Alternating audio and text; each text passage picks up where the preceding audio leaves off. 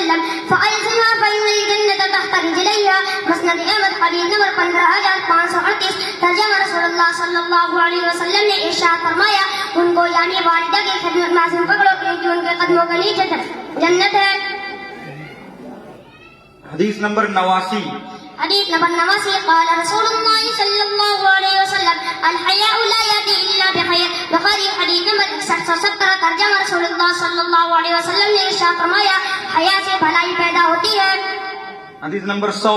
حدیث نمبر 100. قال رسول اللہ صلی اللہ علیہ وسلم کلمتان حبیبتان الی الرحمن خفیفتان علی اللسان ثقیلتان فی المیزان سبحان اللہ وبحمدہ سبحان اللہ العظیم. بخاری حدیث نمبر 7563. ترجمہ رسول اللہ صلی اللہ علیہ وسلم نے ارشاد فرمایا دو کلمے ایسے ہیں جو اللہ تعالیٰ کو محبوب ہے زبان سے ادا کرنے میں ہلکے اور میزان میں وزندار ہے وہ یہ ہے سبحان اللہ وبحمدہ سبحان اللہ العظیم. ترمذی حدیث نمبر 2019. حدیث نمبر 73. قال رسول اللہ صلی اللہ علیہ وسلم لا يكون المؤمن لعانا. ترمذی حدیث نمبر 2019. ترجمہ رسول اللہ صلی اللہ علیہ وسلم نے ارشاد فرمایا مومن لعنت کرنے والا نہیں ہوتا. مسلم حدیث نمبر 223. مسلم حدیث نمبر 223. حدیث نمبر 8. قال رسول اللہ صلی اللہ علیہ وسلم الطور شطر الایمان. مسلم حدیث نمبر 223. ترجمہ رسول اللہ صلی اللہ علیہ وسلم نے ارشاد فرمایا پاکی آدھا ایمان ہے.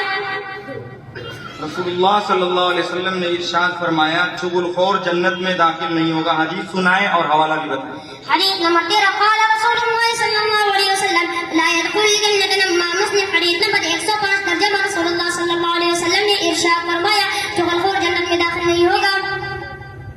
جو میرے کسی ولی سے دشمنی رکھتا ہے تو میرا اس سے اعلان جنگ ہے. حدیث نمبر 22. قال رسول اللہ صلی اللہ علیہ وسلم من عادى لي وليا فقد آذنته بالحرب. بخاری حدیث نمبر 65. ترجمہ رسول اللہ صلی اللہ علیہ وسلم نے ارشاد فرمایا اللہ فرماتے ہیں جو میری کسی ولی سے دشمنی رکھتا ہے تو میرا اس سے اعلان جنگ ہے.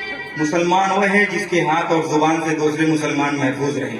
حدیث نمبر 67. قال رسول اللہ صلی اللہ علیہ وسلم المسلم ما سلم المسلمون من لسانه ويده. بخاری حدیث نمبر 10. ترجمہ رسول اللہ صلی اللہ علیہ وسلم نے ارشاد فرمایا مسلمان وہ شخص ہے جس کے اور ہاتھ اور زبان سے دوسرا مسلمان محفوظ رہے. خیرکم من تعلم القرآن وعلم.